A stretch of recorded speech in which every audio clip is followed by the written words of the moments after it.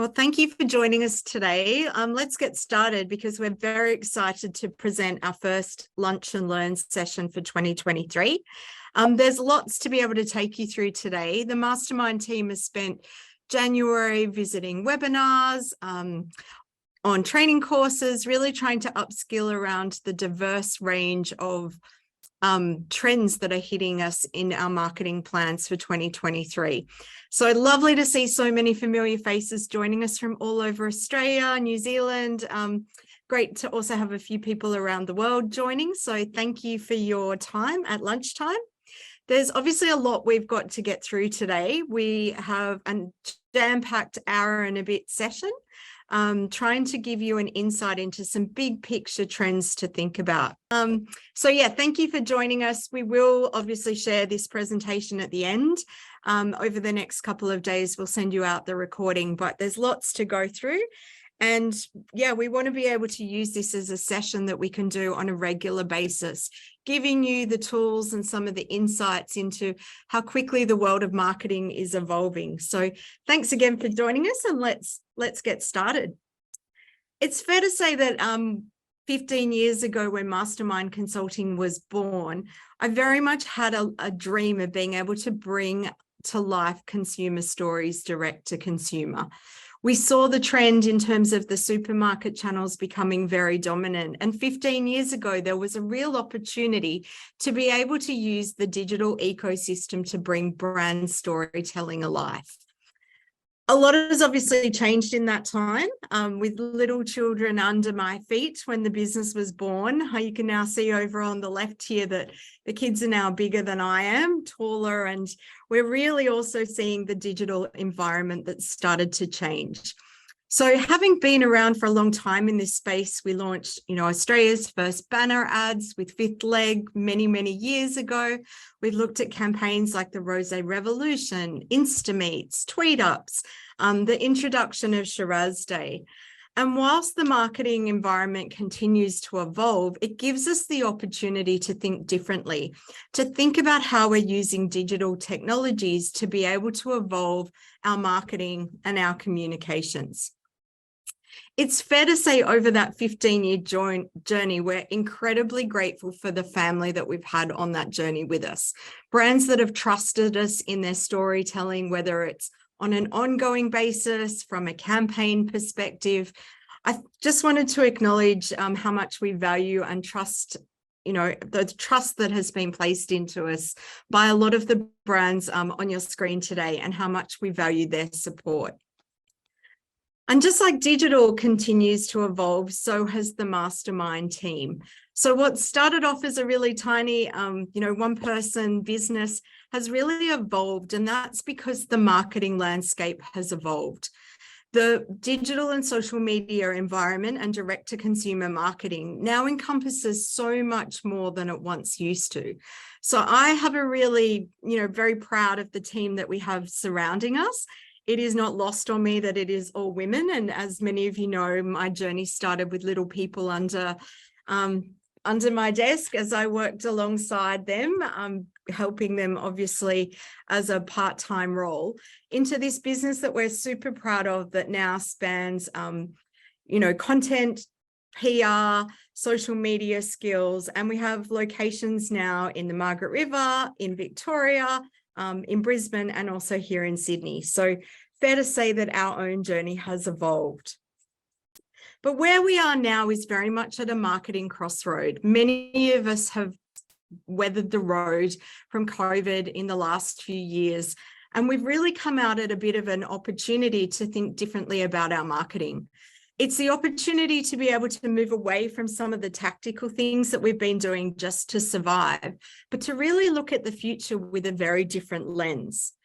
What we're going to share with you today is very much wine-centric, because I know a lot of the people on the call are in the wine industry.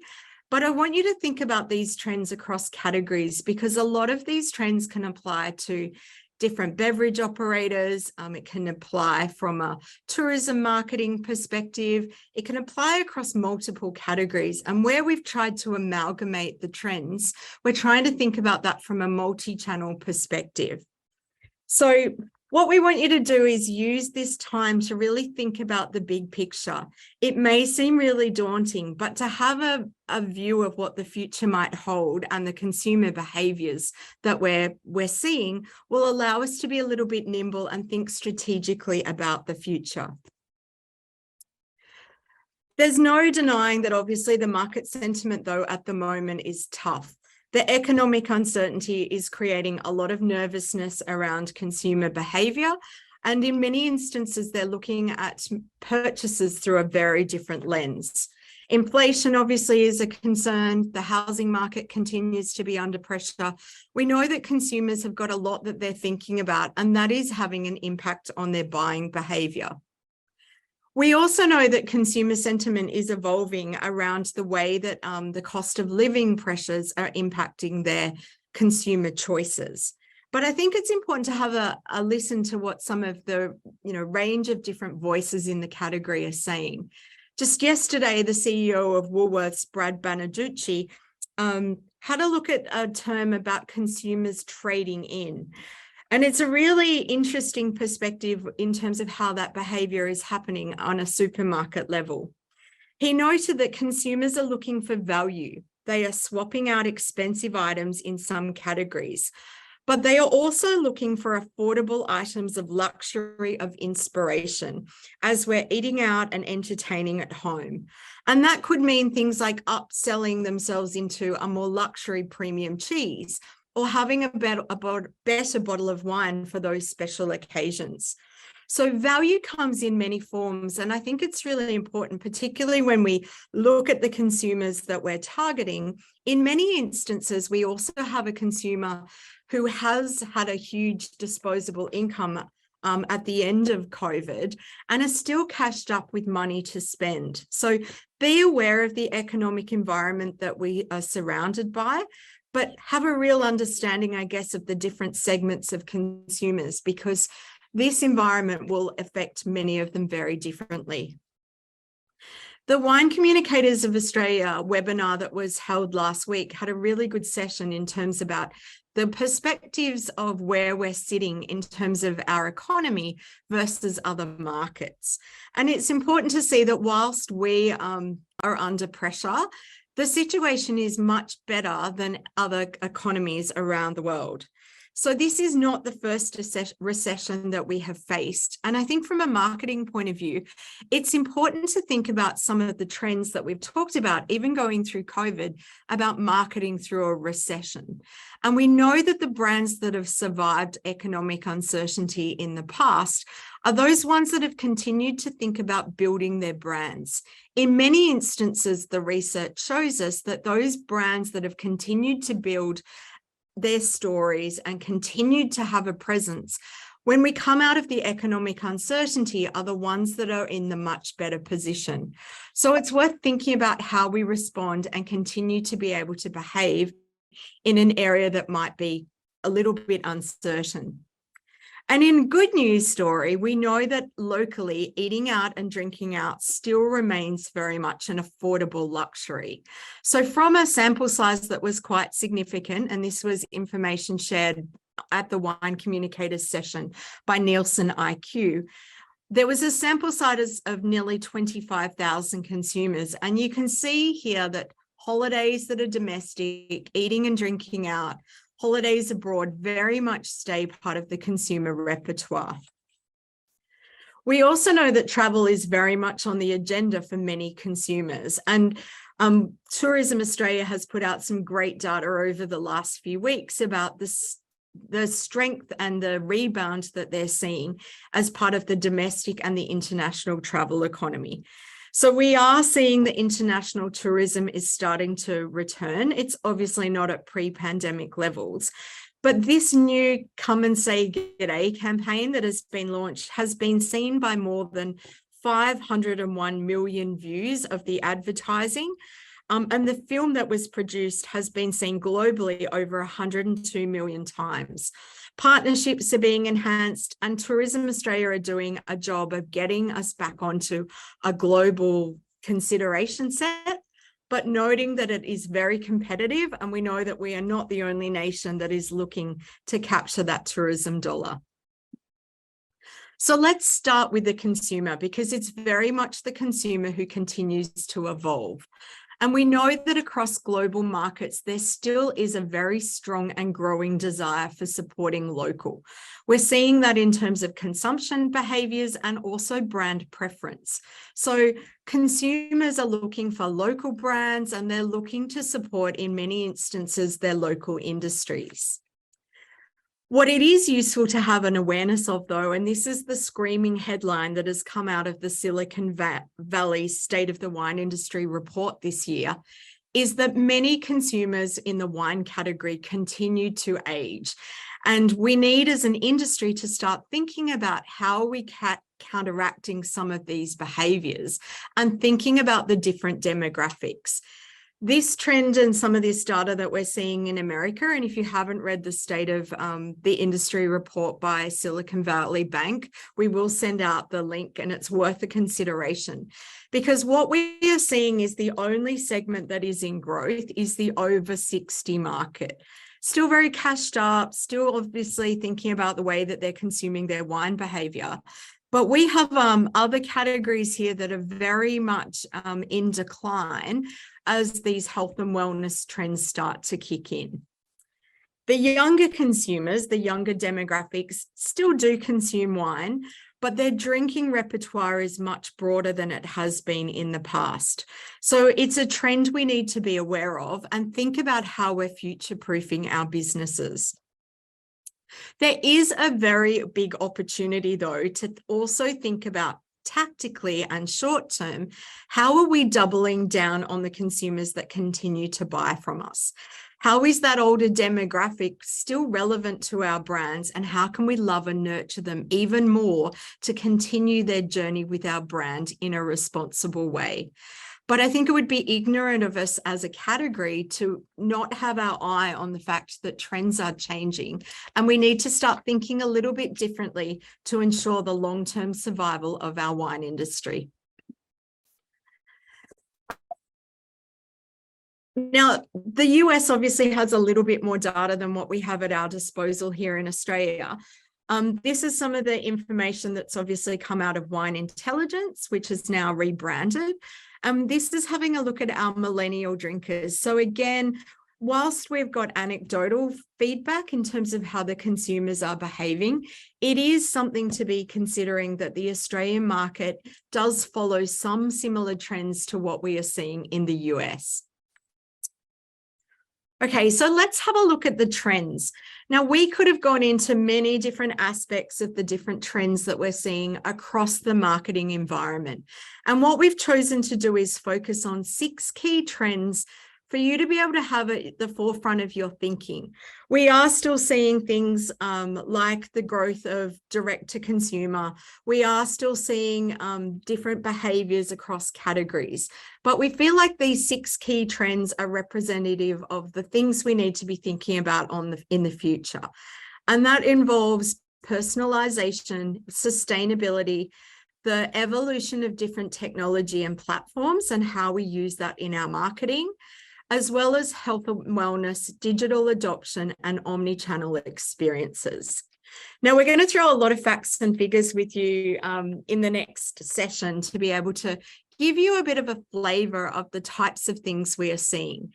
We're saying this not to be scared, but to have an idea, and don't be overwhelmed by what we're talking about, but think about how you might be able to do the little things to be able to make a difference, because sometimes starting on that journey is a really good way of moving forward. So let's have a look at the biggest trend that we're seeing, which is very much around health and wellness. So we know that 91% of Australians are aspiring for better health and well-being post-COVID. We know that behaviours have changed after lockdown, and there's very much a conscious decision by consumers about how they're behaving in terms of the choices they're making. We're seeing trends in terms of things like plant-based and low sugar and cholesterol lowering, across general products that have always been part of our repertoire. In many instances, the the kind of messaging around that is tweaking a little bit to be able to tap into the consumer trend. So it's happening across multiple categories. And what you will know is that a lot of these health claims and some of these statements are being able to be upweighted in some of the packaging messaging to be able to meet that consumer demand. We also know that the mainstream media is very much supporting this health and wellness piece. So we're inundated with messages across TV commercials, podcasts, social media, in our supermarket, shifting very much to that health and wellness space. And this is particularly true for the millennials and Gen Z, who are adopting much healthier habits. So they're being active, they're mindful of the quality food that they're consuming, and they're thinking about the things that are going into their body. Now, that health and wellness trend is obviously coming across quite strongly when we're looking at the growth of no and low alcohol wine. This is a trend we're not just seeing here in Australia. It is a global piece that is covering many categories. But the numbers behind this and the growth is something that is not insignificant. IWSR predicted that 31% of Australian consumers are now buying no and low alcohol products. And the industry is looking to service this growth through product innovation, which is driving forward the category. The volumes of no alcohol beer and cider, wines, spirits, and RTDs have very much increased by approximately 60% in 2022. And whilst beer dominates the share of servings across the non-alcohol space, we are seeing strategic growth in spirits and RTDs. Now, Wine Australia is obviously responding to this and challenging producers to think about this trend in the way that we're making wine. It's not all about low alcohol, it's also about no alcohol. And you'll start to see, products like 19 Crimes launched by Treasury Wine Estates with their Martha's Lighter Chardonnay. Knowing obviously that the no alcohol space is sometimes challenging, we're starting to see categories blur, and we're starting to see a real evolution in how some of these products are brought to market. It isn't just a trend that we're seeing very much at a retail level though. Again, some of this Nielsen IQ data that was shared last week by Wine Communicators is showing that in the on-premise channel, the low and the no alcohol movement is gaining momentum. And that is resulting in zero alcohol stores that are dedicated to only selling no alcohol products. We're seeing beer bars. We're starting to see, things like the Dan Murphy Zero concept bars. So this is gaining mainstream momentum and is a trend that is not going away. We're also starting to see a footprint around sustainability, and this is the big one that is really crossing different categories. We're seeing this across all different sorts of sectors. Yes, in a wine industry perspective, but as you'll see in the next few slides, it's also having an impact in terms of the choices that we're making, the packaging decisions that we're making, the hotels that we're choosing to stay at. So this sustainability piece is very much here to stay. And whilst COVID has captured the attention of the globe, sustainability has very much been top of mind, and it will continue to do so in 2023. Research has shown us that 70% of shoppers are motivated to buy from businesses that are committed to make the world a better place. And 55% of those consumers believe that companies should take a key stand on environmental, political, and social issues.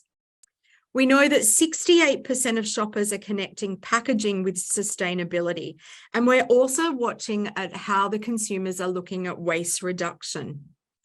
When asked shoppers to pick the top 3 things that they are most closely associating with sustainability, 53% said their number one issue is reducing byproduct waste and minimizing the environmental impact.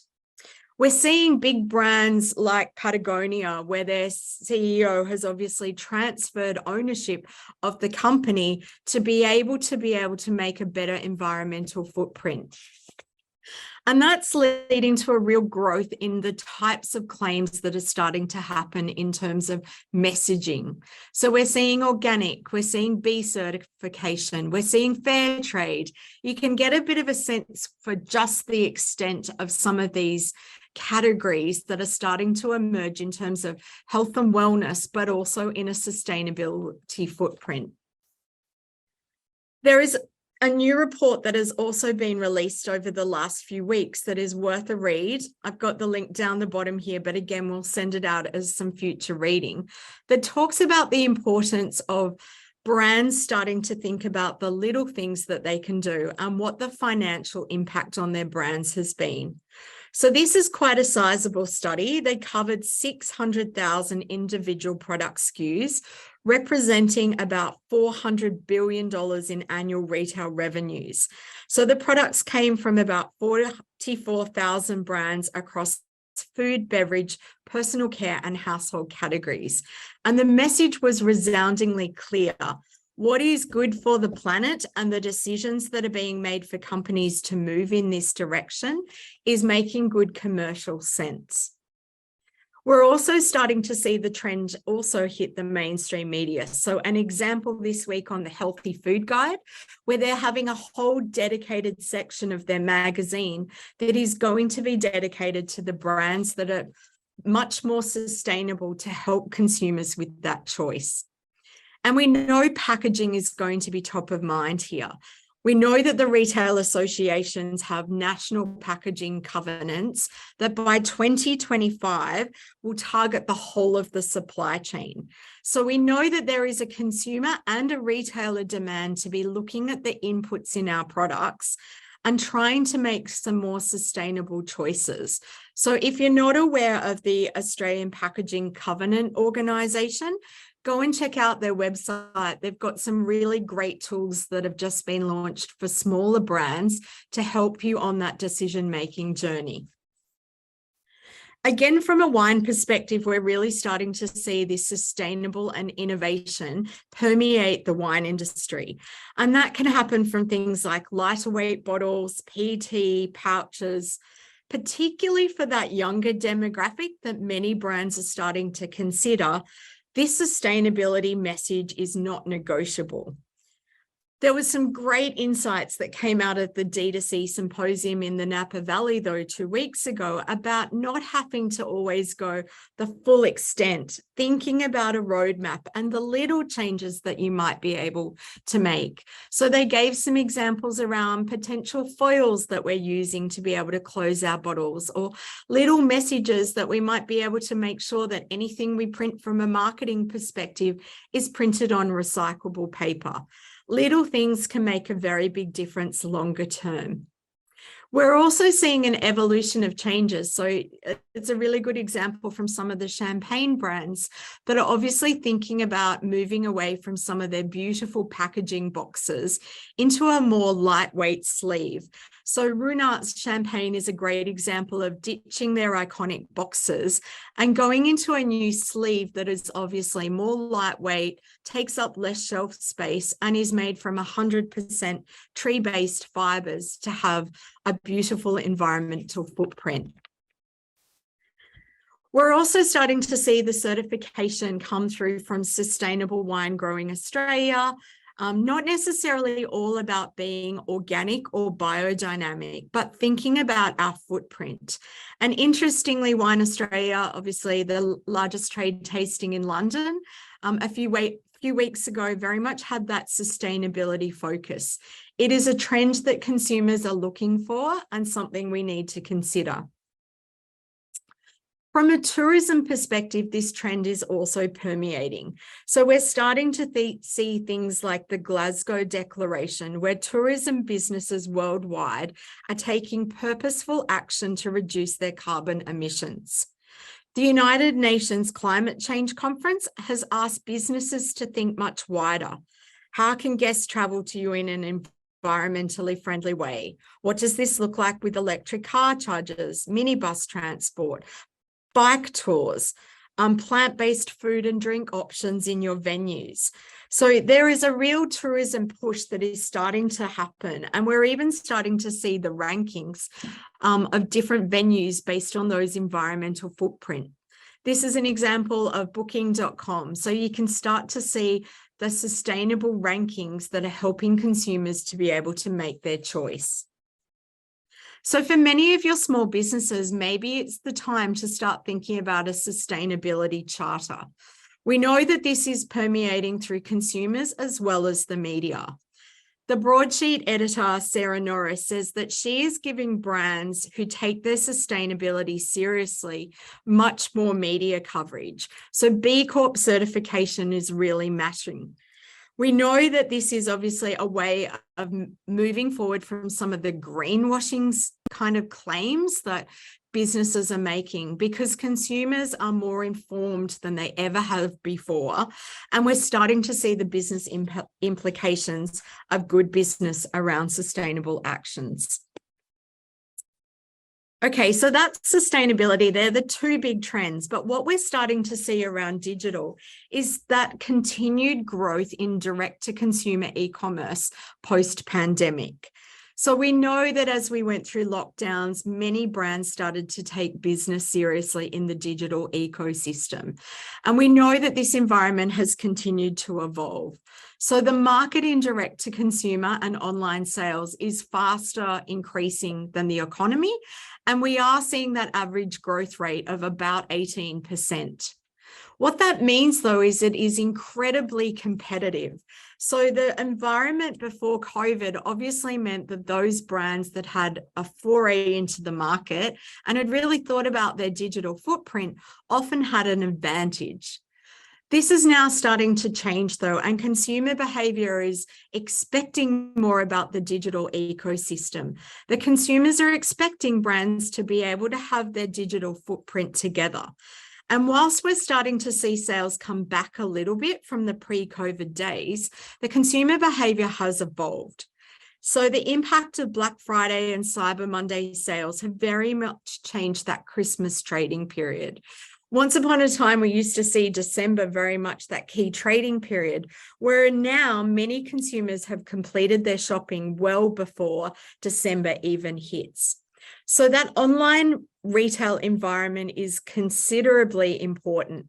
Consumers are looking for value-conscious choices, and they're starting to move into that new omni-channel environment, blending what happens in digital with the physical environment. We've also seen in a wine industry perspective that there has been a massive explosion on direct-to-consumer sales online. But what we have witnessed in 2022 was some of those sales are starting to come back. So whilst there has been huge growth based on the 2019 data, when you have a look at some of the data from Wine Direct or Commerce 7, where they've produced some of these reports, we can see a massive uplift in terms of the website sales, but the channels are starting to balance out a little bit, which means that we need to think very broadly about the consumer journey and how we're capturing consumers at different touch points. Just on the area of competition, it's worth acknowledging that the big guys are now starting to put a lot more money into this space. You know, it had traditionally been a very good opportunity for the little guys to really think about the D2C place, but that's really started to change.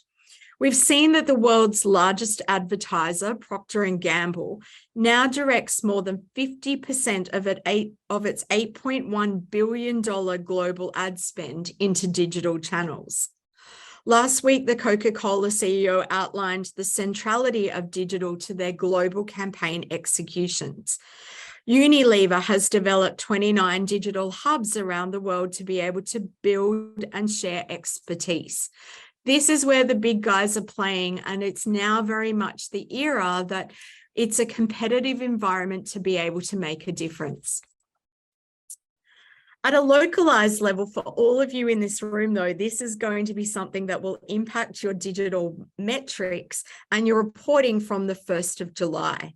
So Google has announced that they will stop tracking their data with what was once known as universal analytics, and they're moving to a different platform called GA4. GA4 is obviously a new property designed for future measurement. And as Google starts to evolve and gets more into AI and different technology, they have different information that they have at their disposal that is going to help with decision making. So GA4 is a little bit different to universal analytics. It's collecting both website and app data to help businesses better understand the consumer journey. It uses event-based data instead of session-based, and it includes privacy controls such as a cookieless measurement and behavior and conversion modeling. Now, while many of your Google Analytics will have a period that obviously will move over to this from Google, it's something you need to action because the information that you were used to seeing from a reporting perspective will look a little bit different. But it's a huge opportunity to start to think about how do you set up goals to measure your direct to consumer? How are you building dashboards through programs like Looker Studio to be able to give you a read on your digital footprint, measuring things like wine club signups, visitation bookings, e-newsletter subscribers that are coming into your business. So don't be scared of this. This will happen on the 1st of July, but you have until that period to get this set up and start to think about it as a measurement device. Also think about the role of email, and we've talked about this for a number of years, how email remains critically important. In 2022, we saw our Mastermind clients deliver 50% of their online revenue through email marketing. But email marketing is more competitive than ever. We need to think about the size of the images. We need to think about the headlines, the copy, the call to action. Email marketing continues to evolve, but from a revenue perspective online is probably the most critical part of your D2C framework. Now, many of you in the room are wineries, and I think this is really pertinent. This information continues to change a little bit, but the data obviously stays the same from a perspective of your tasting room or your cellar door. This also happens any kind of business where you have that consumer interaction face-to-face, where you have a brand experience. So what Commerce7 did was they had a look at the consumers that were buying from tasting rooms where there was a really low acquisition rate of emails. And then they had a look at the top 10 wineries on their platforms that were killing it in their D2C results. And what they saw was those brands that were at the bottom end, so only capturing about 3% of emails in the tasting room. For every future sale, they were looking at those consumers making about 18 cents in the dollar. Those brands and wineries who had an amazing acquisition rate of capturing emails in a cellar door were making in future sales 78 cents in the dollar.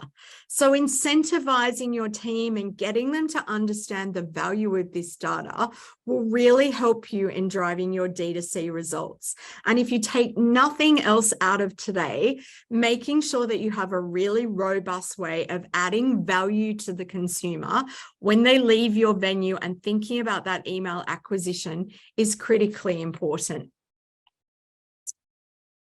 Okay, let's have a bit of a look at the technology adoption. And we would, be fair to say that the topic of news that has really hit 2023 has been about AI. There's a lot of conversations around programs like ChatGPT.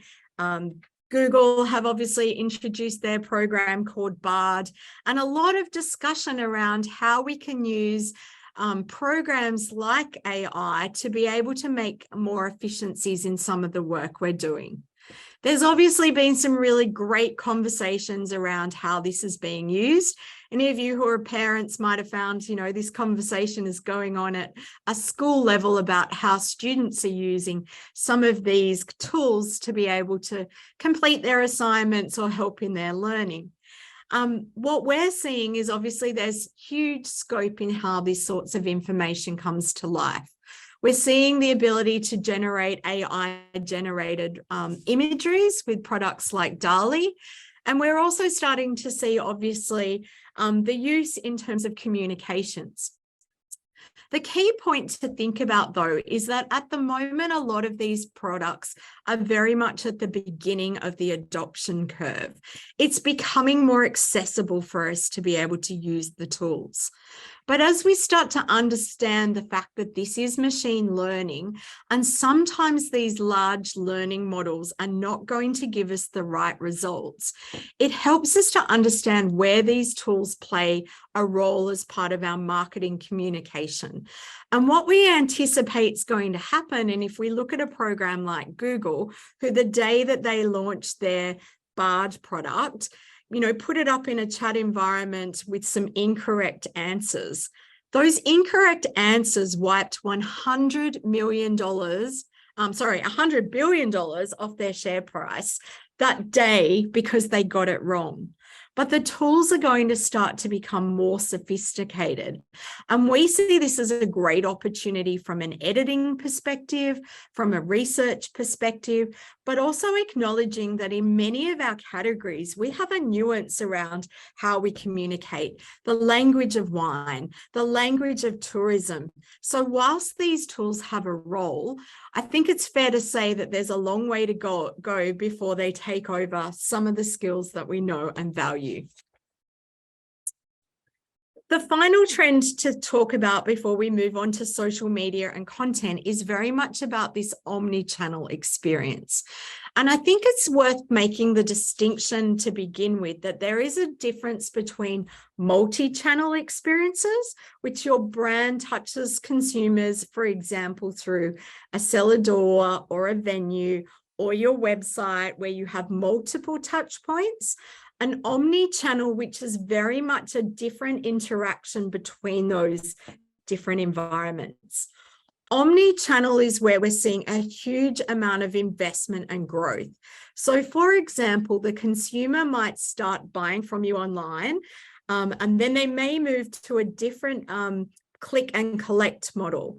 They may start to be able to buy in an online environment and return it to store. Difficult in wine, we appreciate giving back a bottle that may not have been correct. But this is the sort of thinking that we need to start to be having in our mindset. And really stopping and mapping that customer journey from the point of discovery, which may be in search, to thinking about the different touch points that the consumer will have with your brand. Because we know from the research that 60% to 70% of customers are now using omni-channel shopping opportunities. So thinking about that customer journey and how we can reduce some of that friction in the decision making is really important. It's also worth acknowledging that there is still a growth in a lot of the online marketplaces. Again, tricky for some categories, not so much for others. But when there's 30% of the Australian market that has an Amazon Prime membership, we know that these marketplaces are starting to get more traction and that consumers are using them for convenience and choice. Okay, so finally, let's have a look at personalization and data security. And this is something you can all think about in your marketing journeys because you have some rich data at your fingertips around purchasing behavior. It could be someone who has visited you before and stayed in your accommodation. It could be someone who has purchased your consumer products before. But we know that the trend is very much coming into personalization and that consumers are expecting that we start to understand their preferences, particularly when they have bought from us before. So the more personalized recommendations to enhance their shopping environment is the way that we're starting to see the trends go. And we're starting to see things like the Shopify personalization. You're seeing brands like Woolworths be able to recommend the types of products that you might have bought before. You've seen value-added offers that are starting to come into the forefront of consumers' choices. So it's thinking about what we know about our consumers and how we can start to be more segmented in our approach rather than blasting everyone with the same message. It's also worth acknowledging that this is an era where we're very much starting to see privacy come of age. And with a lot of the breaches that happened in terms of privacy last year, we're having a really delicate balance of the moment of what information we have about our consumers and what information they're about to give us. So again, you need to be able to use that data effectively. Make the consumer understand that you know a little bit about them and you're using that data to be relevant. It's also a heads up to think about the major changes that are about to happen in Australia around data privacy. So just this week, the Federal Attorney General dropped a 300-page document that outlines the biggest overhaul to Australia's privacy regime in 2 decades. There are multiple layers of how this is going to impact us from a marketing perspective. It's about thinking about the data we've got, and it's going to have an impact around things like retargeting. It's going to have things like customer record keeping. So if you think about what happened in the EU with their GDPR transitions in terms of the cookie use and how we're using that data, that's about to hit the Australian market as a result of the data breaches that we saw happened in 2022. Okay, so let's think about how we keep evolving. Those are the key 6 trends to be able to think about. What I'd like you to do is to take away some notes and start to think about 1 or 2 things that you can take away from those trends.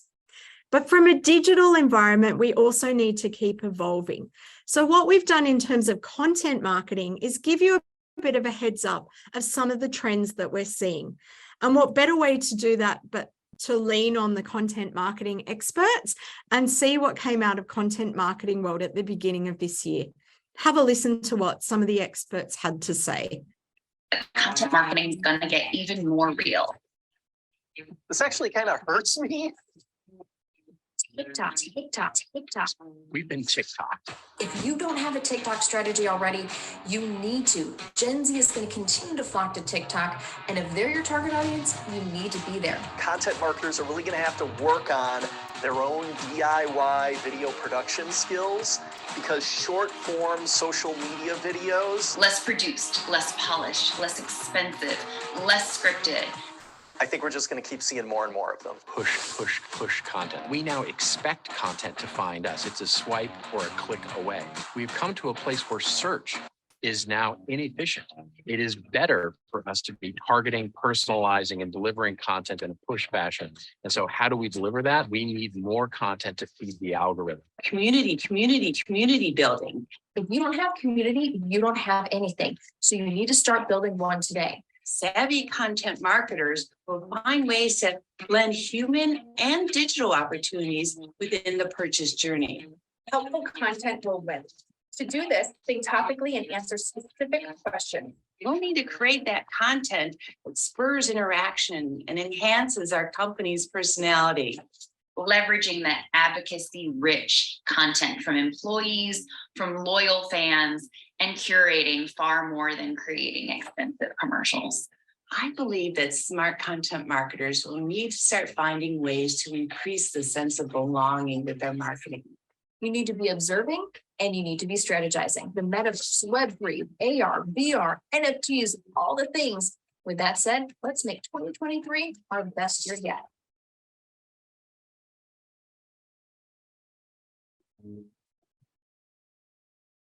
Now, there's obviously a divergence of views from around the world of what content marketing is going to look like this year. But I think the exciting thing to think about for many of you that are joining today is that a lot of this content doesn't need a huge, big production value. It's about thinking about our consumer, answering their questions, building their communities, and making sure that the content is of value. So let's have a look at some of the trends to be aware of. This is not a new trend. We have been talking for nearly a decade about the role of video.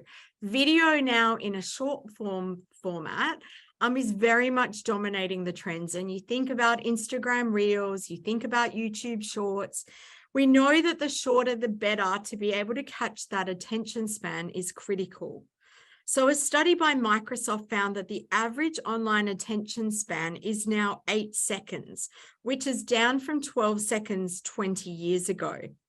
That doesn't mean that your videos need to be 8 seconds long, but it does need to think about the way that we're starting to craft some of those messages so you can get the hooks into the content early on and keep the consumers involved in the consumption of your video. We're seeing YouTube Shorts starting to be able to gain some traction. TikTok is obviously a trend to be able to think about. This short form video trend is not going away. We're also seeing across the social media platforms that this video content is very much starting to dominate. So increase of reels is something that Facebook has obviously talked about. There is more than 140 billion reels on Facebook and Instagram each day. And whilst Instagram acknowledged at the beginning of the year that they may have gone too far in their pursuit of TikTok, we're starting to see this evolution with things like live video, reels, and that interactive environment having a huge presence. Again, though, it's worth thinking about the authenticity. And in many instances, we are on social media to tell a story so that we know that when customers are feeling connected to brands, they are more likely to buy that brand over a competitor. They're more likely to refer to a friend, and they're more likely to be loyal. So when you're looking at the ROI of some of your digital work, particularly when it comes to social media, there's a real opportunity to think about social in a different lens. This is a chance for you to be able to make your brand real. And it's about looking at the sorts of content that's working. And nearly every one of our mastermind clients, regardless of the category last year, the content that worked for them was the people and that really authentic kind of storytelling. From an email point of view, it's also worth thinking about the design of your templates. And we know that the number of consumers that are looking at your content in dark mode is starting to evolve. So the design of your emails needs to start to also be considered as to how your communications is looking when someone's looking at it on a desktop, but also where they're using dark mode to be able to get their information.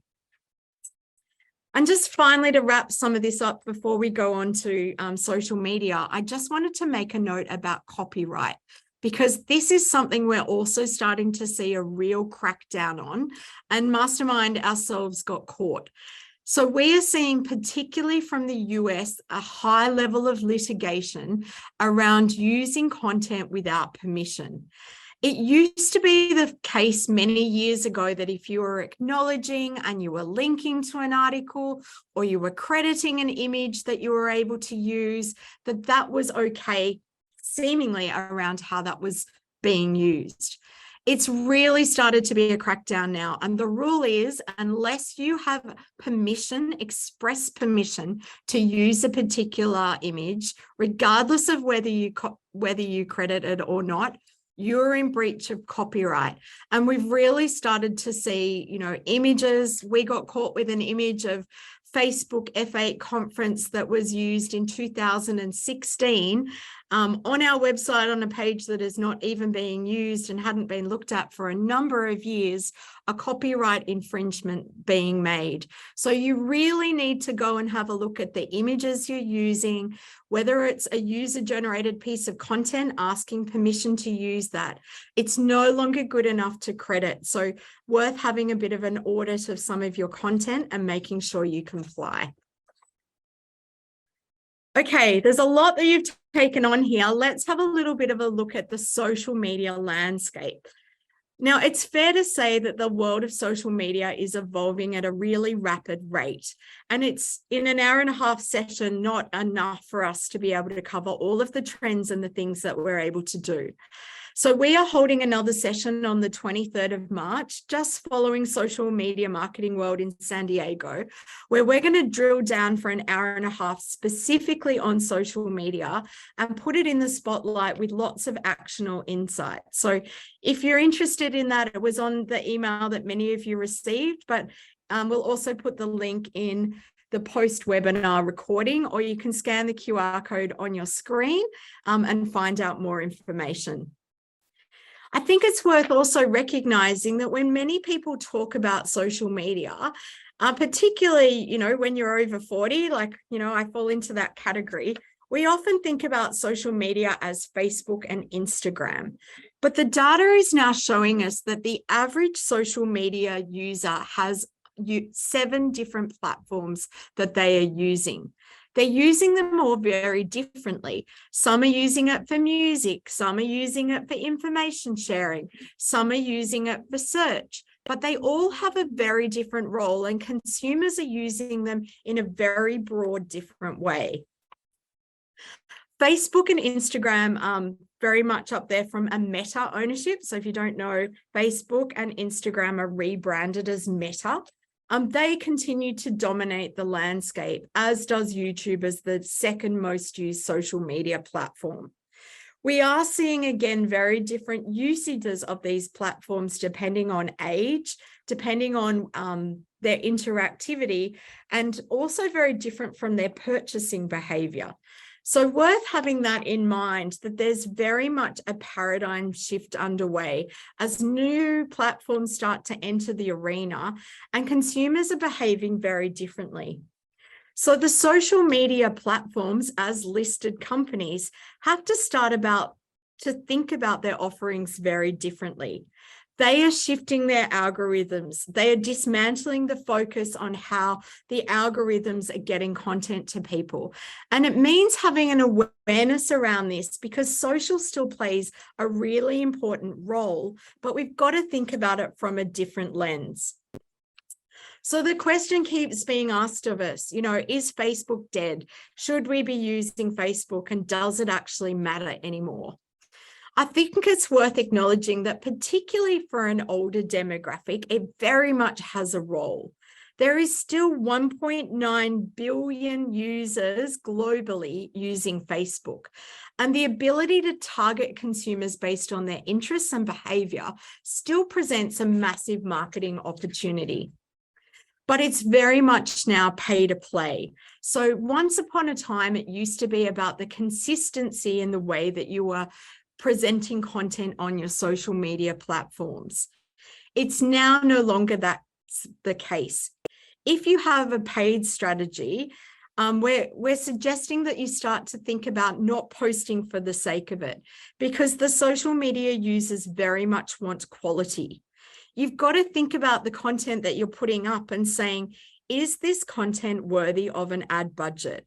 And how do we then use that content to amplify our best performing content to improve the reach, the engagement, and drive traffic to our website? So there's a focus that's started to shift on content that works. We're seeing videos, live stories, reels, and carousels really start to get some traction. But you can see here from the graph that's on your screen that the ad spend quarter on quarter across the platform is only getting bigger. So to remain competitive on socials, it's very critical to stop, test, learn, and optimize to be able to drive results. It's also worth thinking about how the platform is evolving their algorithms. So once upon a time when we got on the platform, 10 years ago when this started, or when many of brands started on this journey, what happened was the connections of like-minded people became really important in the algorithm. So Google also works in quite a similar way, and looking at some of this information about who we're connected to was a great way of prioritizing where content started to be seen. The algorithms are shifting though. And so what they're starting to do is, instead of using that like-minded group of people that we're connected to, they're using more of the AI model and some of the machine learning based on their data to start to think about showing your content to people that might discover your brand. So from a business point of view, it actually presents a number of opportunities. The possibility is now not just restricted by our followers. It's not as much about the number of followers we have, but it's about producing great content. It's also worth thinking about what the targeting changes have been in light of the privacy breaches. When we first started the advertising on Facebook, nearly 15 years ago, what used to happen was you could get super niche in the way that we could target a consumer in the back end of Facebook and on Instagram as well. So you used to be able to say, right, for my brand that is based in McLaren Vale, I want to go and target consumers who also like Wira Wira or Penfolds or a particular brand and are located in a specific environment that also like luxury cars, as an example. The way that the interests have evolved, though, because of privacy, means that the net needs to be cast much, much broader. So instead of being able to target those niche behaviors, we're now having to look at white wine as a category. And as you know, someone that's buying a bottle of Yatana may not be the consumer that is also buying a cask white wine, but they are lumped in the same category. So it also shows you that importance of having to make sure that you've got the right budget in place to really allow you to let those algorithms test and learn. Now, wine and beverage conversations in terms of social media spend is often a contentious piece. We often hear brands saying, oh, we tried to boost and it just didn't work, or we tried Facebook advertising and it didn't work for our brand. We see that all the time, and what we're really seeing is that evolution of the model that you need to put some more money behind your campaigns to test, learn, and optimize. It may be that you need to start to be having 3 different pieces of creative and letting the algorithms work out whether the carousel works best, the video works best, or whether the static ad is going to be more compelling. But you need to have enough budget to allow the system to play with that algorithm and then leverage your learnings. If you're only putting $100 and $200 behind a post, you're not getting the benefits of how this works. And I think this Highway 29 article that came out of the State of the Wine Nation report is a really useful part to think about. They also confirm the same challenge where, we are changing our marketing tactics, but as a category, we're often under-investing in this new technology to make a difference. So again, worth thinking about dark posts versus on the feed. And for those of you who don't know what a dark post is, it's where an ad doesn't hit your Facebook page or your LinkedIn page or your Twitter account, but just gets served directly to the consumers that are being targeted. So this means that you may be able to be really specific based on location. So as an example, the sorts of ads we might run are when there is a wine tasting in a particular area and drawing a geo-targeted area around that location and only serving your ads to those sorts of people. It is something that is growing, and it's something that we're often not thinking about when we're thinking about the ad spends. But again, this is how the ecosystem is really starting to evolve.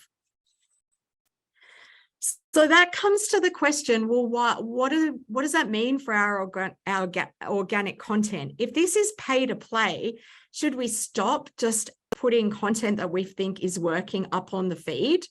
My answer to that would be no, absolutely. We need to test and learn because sometimes we're not quite sure what the consumer is going to resonate with most. So if you've got really good tracking metrics in the back end and you're looking at the data, you're able to learn from those insights that you're gaining around your organic content and able to then refine your content strategy. A bit of an example here about a reel that went viral for Redmond with 735,000 views on Instagram. It was just a simple, waxing the top of an Imperials that they were working on in the winery, and short snackable video that went, pretty crazy. Equally, we're seeing really good content that is authentic. So your example on the right, Merrilee Scarborough with her beautiful start to the day story around vintage that we've just created. You know, this is a tradition that shows the family values in a way that is really real and authentic. So again, think about your organic content, plan it out based on content pillars around your brand, but have the metrics in place to test and work out what is learning. It's also worth recognizing that we are being forced by many of the platforms to keep using new tools. So do not hit that boost button. It's a waste of money. You have a huge opportunity to think about your paid targeting strategies behind your brands.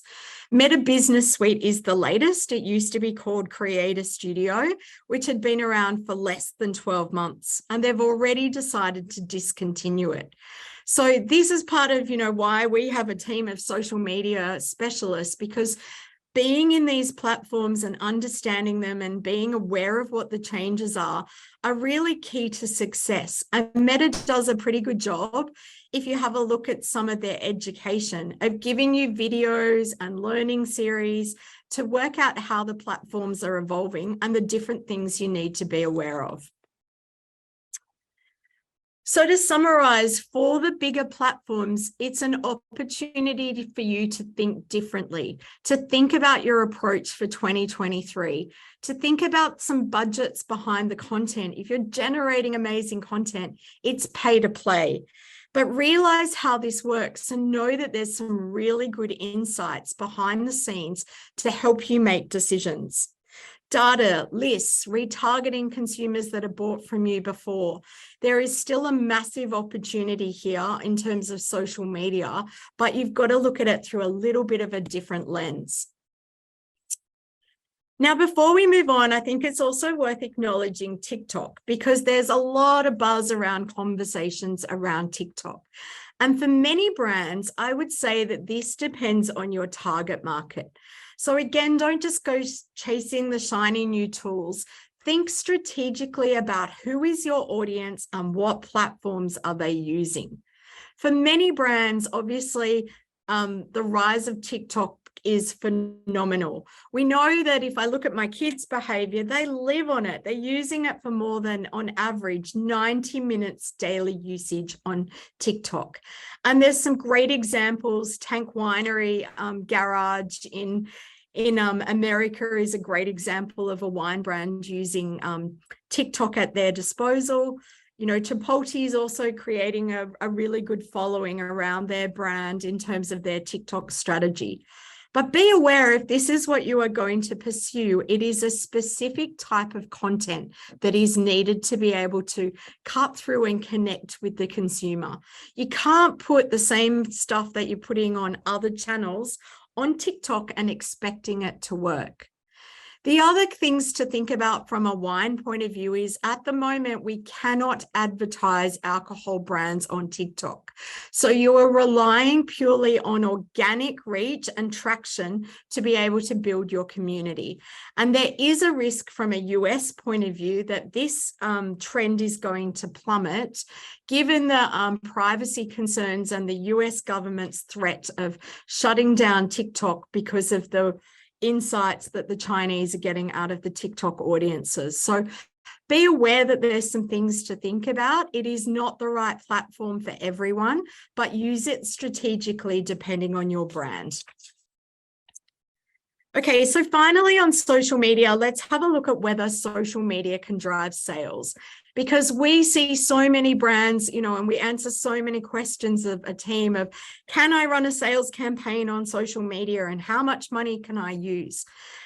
Social does play a role in terms of conversions, but if you are looking at conversions in a digital ecosystem, your email strategy is the first place to start.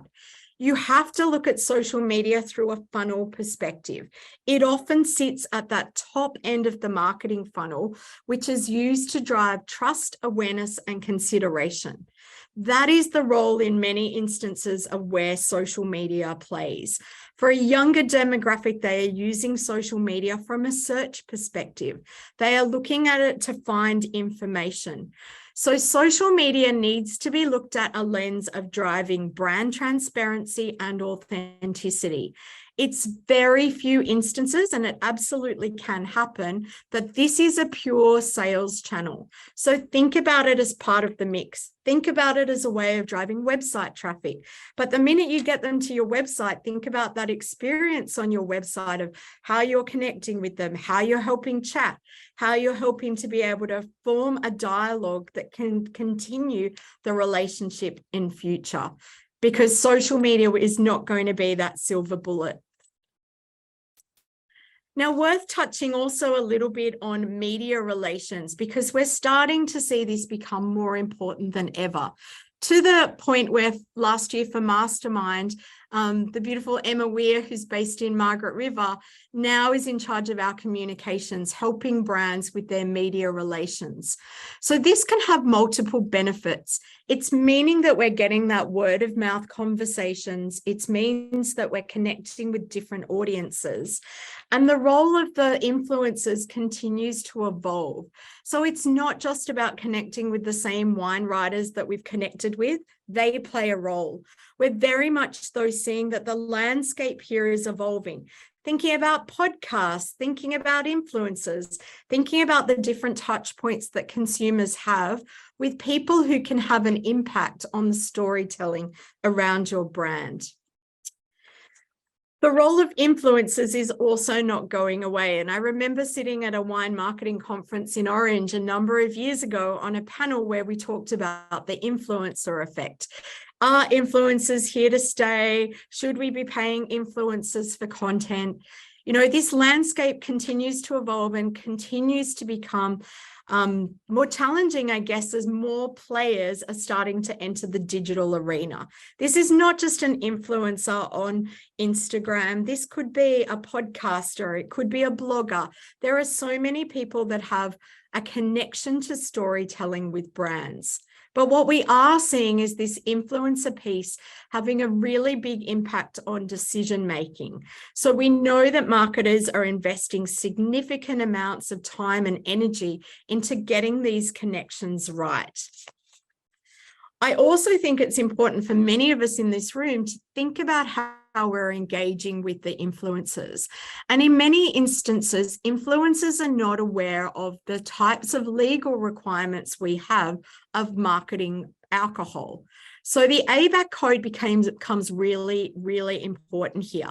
And as there is a much bigger crackdown on these types of content, we're thinking about how we as brands are communicating with influencers to make sure that we're sharing the responsibility that we have of storytelling around alcohol. So again, a good takeaway, if you're not aware of the ABAC code, go and have a look, because if we're paying influencers or we're gifting influencers, there's certain obligations that we have as a brand to make sure that that messaging is pretty watertight. And then finally, on community management, we know that this is particularly critical. So where we're talking about having a need for customer service on social media, this is a real opportunity to build connections. This is the way that you can nurture the brand. This is the way that you can talk to other people and have that one-on-one dialogue. So we're seeing the art of community management very much having a skill set associated around it. It's a great way of brand management in terms of risk mitigation. It's a whole heap of customer service metrics. So having a really robust platform and a policy for your business as to how you're going to communicate will be incredibly important moving forward.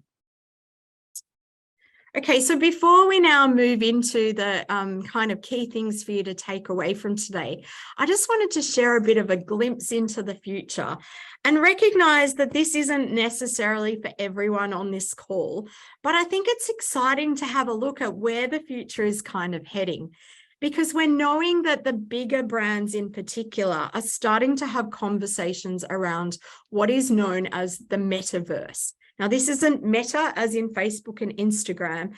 This is about a virtual world where consumers are interacting with brands. We're seeing a massive rise in this sort of trend. We're seeing brands like luxury fashion icon Gucci celebrating their 100th anniversary through a 2-week virtual experience. recently launched Gucci Town, a virtual replica of its concept store that was hosted on Roblox. In the world of international banking and finance, HSBC became the first financial services player to enter the metaverse realm. Through a partnership with The Sandbox, a leading decentralized gaming world, HSBC was acquiring virtual real estate that will help them engage with sports, esports, and gaming enthusiasts. Now, the numbers behind this are phenomenal. Experts are predicting that the metaverse will add $5 trillion to the value of the global economy by 2030. And we're seeing brands like Absolute Land at Coachella starting to launch. This is the Gucci Vault Land that we were starting to see and I alluded to previously. And whilst we might not think that it's yet necessarily hit the world of wine, we're also starting to see much more virtual worlds happen around AI and virtual learning. So this is called a Sombot, a name obviously to interact with the robot like a human being. And the way that it works is the technology responds to questions in complete, fluent sentences, where just like a sommelier, they are recommending different products based on the consumer's answers, going away and virtually presenting those brands. The Australian Open last year did a massive push in terms of their NFT art, where they were offering collectible NFT art linked to the live launches. Mattel launched an NFT marketplace for its Hot Wheel collection last year. So we're starting to see this NFT world also start to evolve.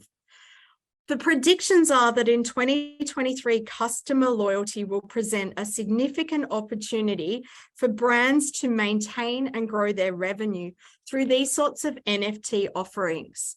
And we might not think it's something we would always see from a wine perspective, but we also do have the first NFT wine brand that was launched. This happened where in more than a week, 700 cases of wine were sold, very much like an entrepreneur model where there was interactivity and trading that could happen with that NFT platform.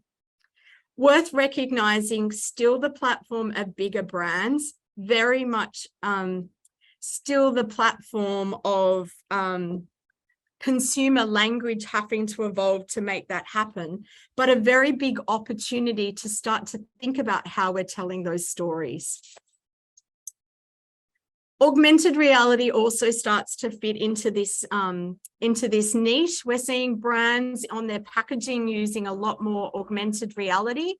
And we're also seeing a lot more brands that is starting to use that interactivity. In the wine space, obviously, the 19 Crimes product being the biggest advocate of this sort of technology.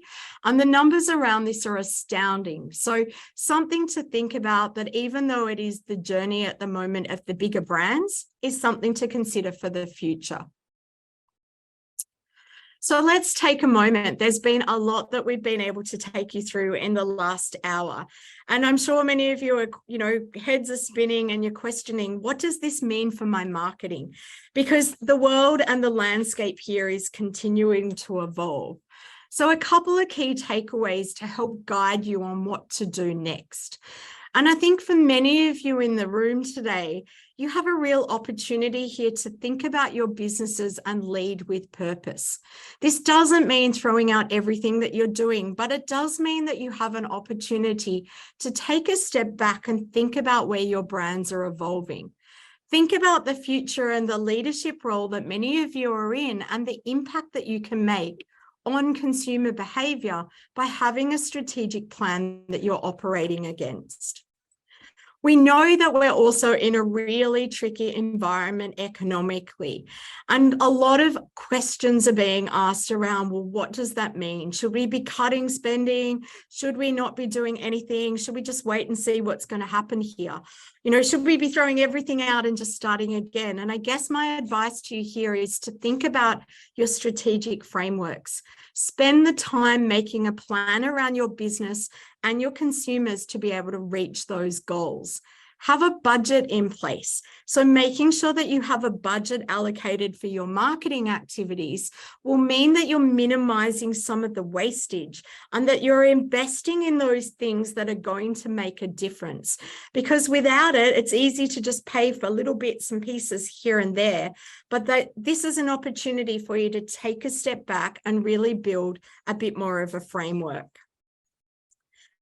And whilst it's important to be nimble and be able to be tactical around some of the things we're doing, I urge you not to lose sight of the big, longer term business goals, because many of you in this room, I'm sure, have got big plans for the future. You have amazing businesses, so don't lose sight of the longer term goals, but make sure that you have some tactical plans in place to start to think about the future. Importantly, when you're thinking about your marketing, remember that there is a funnel and there are different marketing activities that play a role for different reasons. So not everything that you are going to do has a return on investment quickly in terms of sales. Think about the customer journeys and what you need to be doing at different levels. Many of you may start from a bottom-up perspective and actually go and think about those most loyal to your brand.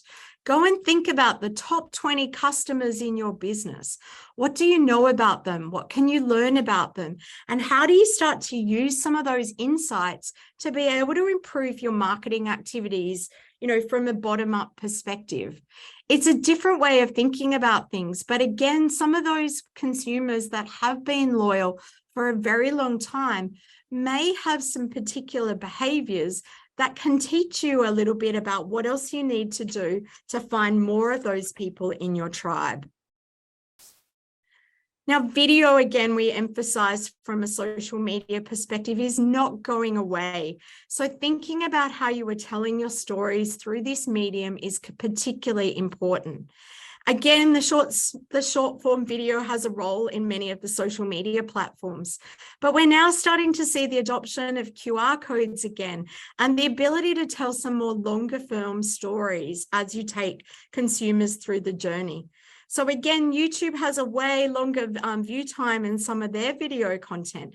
How do you get people to your YouTube channel to have that longer storytelling happen? And how are you using videos as points of communication in the mix? Now, this is not a new piece. We often talk about digital planning in 3 buckets. Go and audit what you own: your website, your search engine optimization, your email marketing strategy. What is it that you can control to talk to the customers that you absolutely own? But it's no longer enough to just keep talking to the consumers that you own. You have to think broader about that to grow your businesses. So think about the role of paid media, whether it's through Facebook, through Google Ads, through affiliate marketing. There is a really big opportunity there to be super targeted as how we tell a story with our paid marketing. And then equally on the other side, how are you building advocates for your brands? How are you building word of mouth referrals? How are you getting the shares on social? How are you connecting with different influencers or audiences to make them advocates for your brand and help to do the work for you? So again, forms part of that bigger marketing mix in terms of owned, paid, and earned, but it's very much part of the way we move forward. Social is still an evolving landscape. And again, this is something we will continue to see evolve and refine as the platforms evolve their offerings. So keep in mind that social media very much plays that important role in brand discovery, engagement, and customer service. But it's very much now pay to play. But don't get scared about that pay to play piece, because if you're able to retarget customers of value, to create audiences that behave in a very similar way, there's a really great way of being able to have people discover your brand just by being smart about your paid mix. Now more than ever, those customers that have bought from you before are really critical. So again, thinking about roles, within organizations, we're seeing the customer care manager put in place. We're seeing that retention piece really critical. And whilst people are going after lots of new acquisition, and that's really important, go back to the 80-20 rule for many of your brands. If you can increase the spend from those most loyal to your brand and your business, maybe helping them trade up, maybe them buying just another bottle of wine, maybe making them come into your business one more time, or booking an experience like they have in the past. That is a much easier customer to nurture and grow the revenue from than starting that journey afresh. Now, I touched on Google and how this is going to obviously evolve a little bit in 2023, but there's a real scope here to track, refine, and optimize. Our team would spend per client a good 3 to 4 hours a month stopping and looking at the analytics. And that's really critical to make sure you're not just doing things for the sake of it.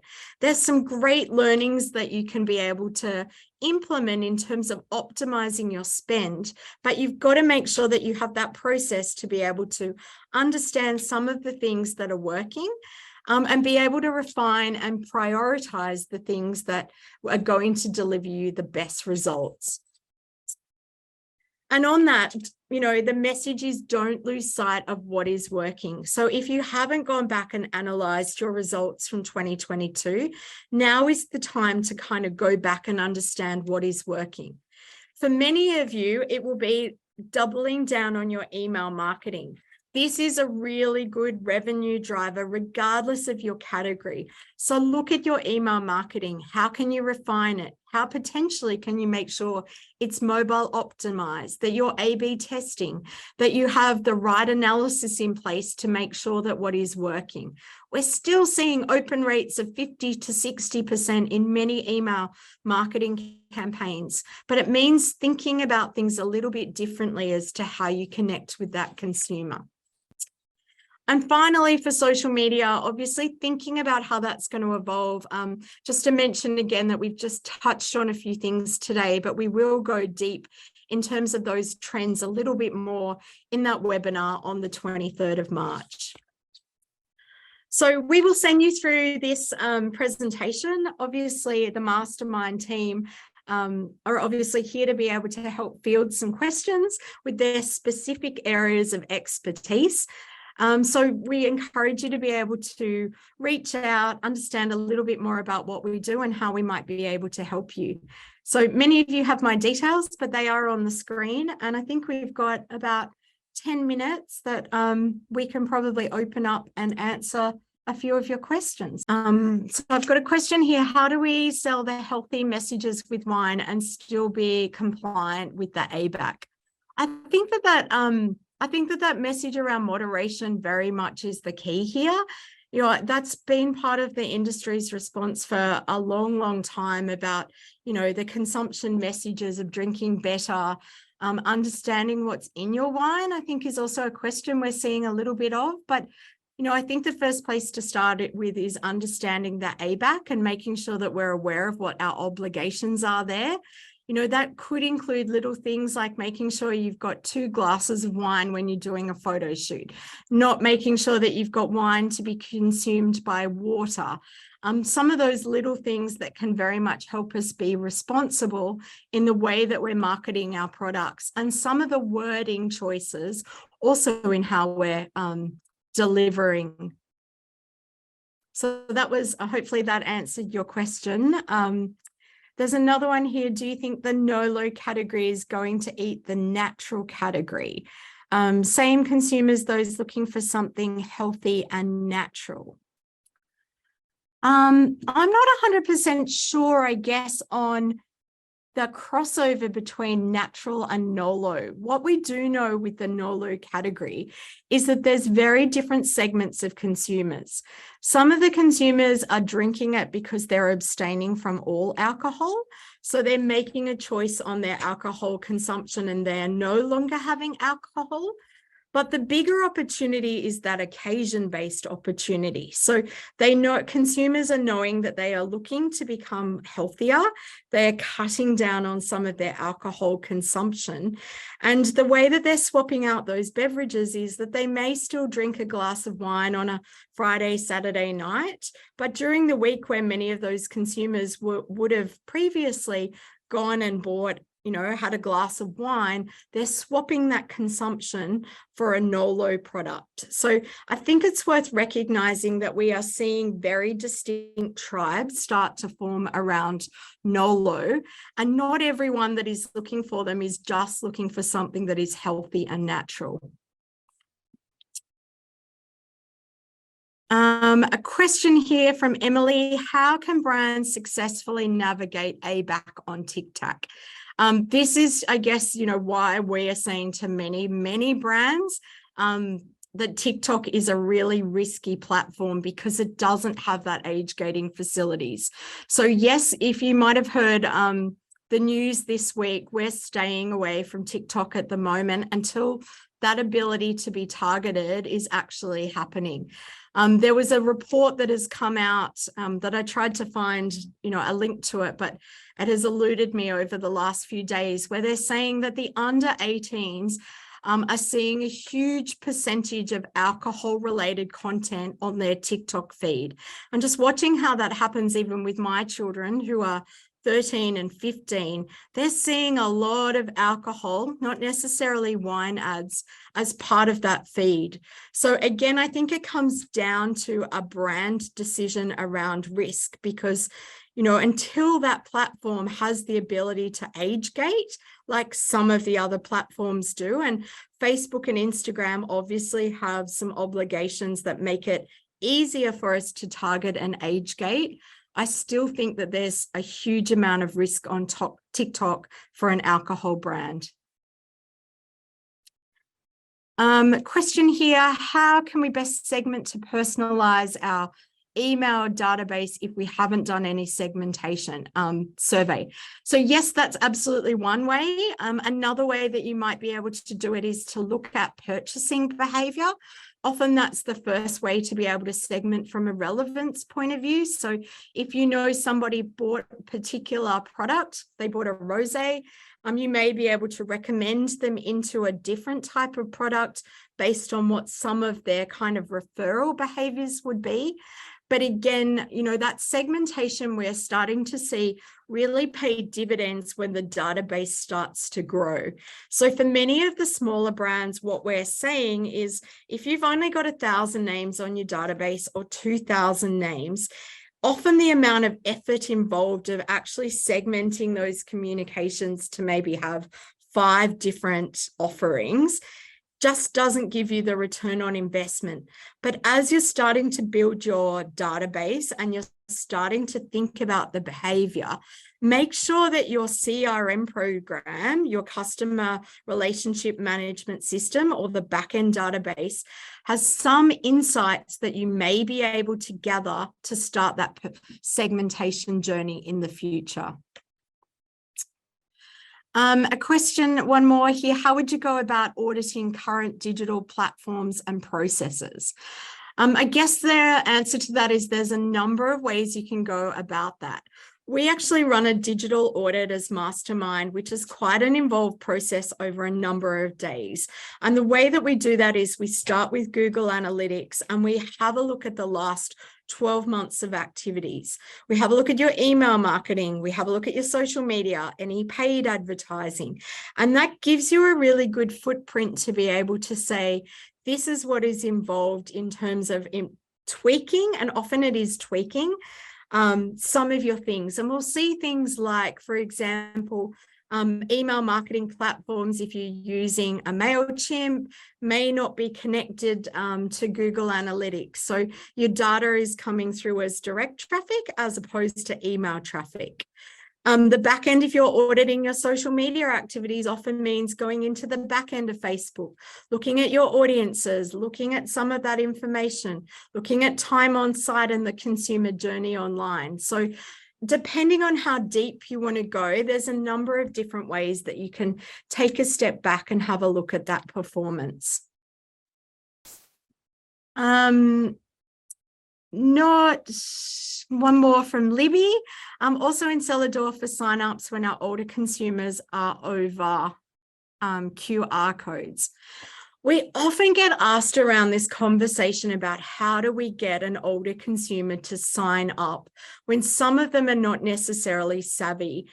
I do think that QR codes have become much more commonplace post-COVID when people have got used to checking in, but there's still a really important role of thinking about that hard copy newsletter sign up in a really useful way.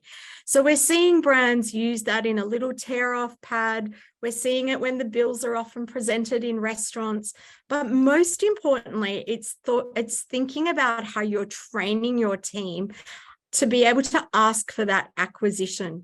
So if your team understands the value of that data acquisition, they're able to often go through the process with them and be able to help capture the data through things like having an iPad where it gets put in. There's a lot of technology where you're able to use your POS interface in a venue to be able to fill in their order and be able to email a receipt. So there's a number of different ways that you can look at doing that, but a lot of that acquisition success comes down to start training. Just one more, I think, not a question, but a statement. I reckon the wine industry's perception of natural over 20 years ago is what many see low and zero today. And as in yet to understand its impact and influence and its early days. And I think Dan can probably talk to this, having run the first low, no alcohol festival not last weekend, the weekend before. So I don't want to preface what you've got to say, Dan, but, you know, one of the marketing team from Mastermind went along, and I think the point that they're making is we as an industry often look at the early evolution of some of those products and make a decision based on what we were tasting. But the category has come so far in terms of taste profile and preferences, maybe not so much in wine, but in terms of if you look at the types of products that are happening from a no alcohol spirit category, from some of the blended products that have got a little bit of alcohol with maybe a botanical range, this category is absolutely exploding. And there's a real flavor component to it that we're seeing. So I think you're right, Dan, that there is obviously a real appetite from a consumer point of view, but there is a real taste consideration for many of the consumers that they're buying into that platform. So I think I've managed to achieve the almost impossible, to hit an hour and a half. Those of you who know me well know I can talk underwater. So there is my email, always happy to chat if you've got any questions to follow up on this. I hope you found this session valuable. We'd really value your input. We'd love to do more of this coming into 2023. Those of you who know me well know I love this sort of thing, and the team are also on their journeys with helping to have some bite-sized nuggets of training programs around their specific areas of expertise, because we know that this is daunting. We know that it is fast changing, and we know that, you know, staying up with some of the tools and the tactics is something that is of value. So we really appreciate your time today. We know that an hour and a half out of your busy days is really valuable. Just to follow up, we will obviously send out this recording tomorrow. So we'll edit up the beginnings and the ends of it and send it out to you. But we do hope that you will join us on the 23rd of March for our social media deep dive. Thanks again for your attendance, and we hope to talk to you soon.